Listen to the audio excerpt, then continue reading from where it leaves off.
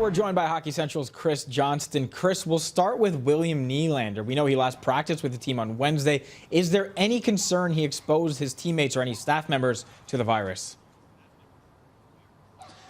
At this stage, what I can tell you, Faizal, is that's not really a concern. Essentially, on Tuesday, William was in contact with someone who had COVID-19, and by Wednesday morning when he skated with his teammates, he was deemed by the doctors that he wouldn't be contagious at that point to anyone who came in contact with. And so, really the only concern at this point is whether he himself has it. That's why he's in quarantine now for at least 7 days, receiving regular tests and just seeing what his own condition is. But there isn't any concern that any of the Maple Leafs that he came in contact with are in any danger here. All right, the Leafs, they did make a move on Friday, picking up Riley Nash from Columbus. What's the reasoning behind this trade?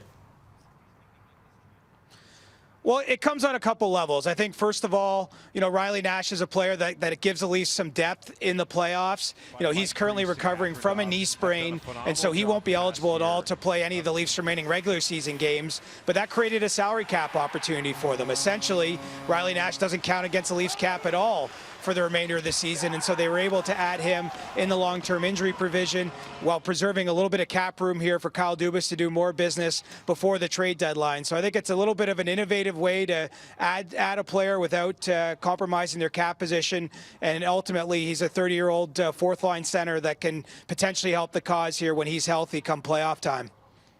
Speaking of Kyle Dubas and his plans, do you imagine he has big ones ahead of Monday's trade deadline?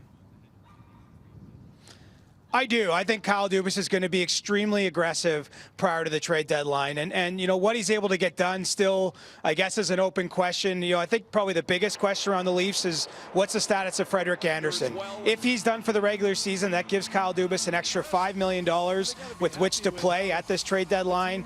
If he intends to come back, if there's some possibility he is going to play again before May 11th, then the Leafs have to get a little bit more creative with what they do. But, Kyle Dubas is shopping for sure for a player that can play on their second line, and probably for some depth on defense and possibly a depth goaltender. So I think the Leafs will be one of the very active teams prior to 3 p.m. Eastern time on Monday.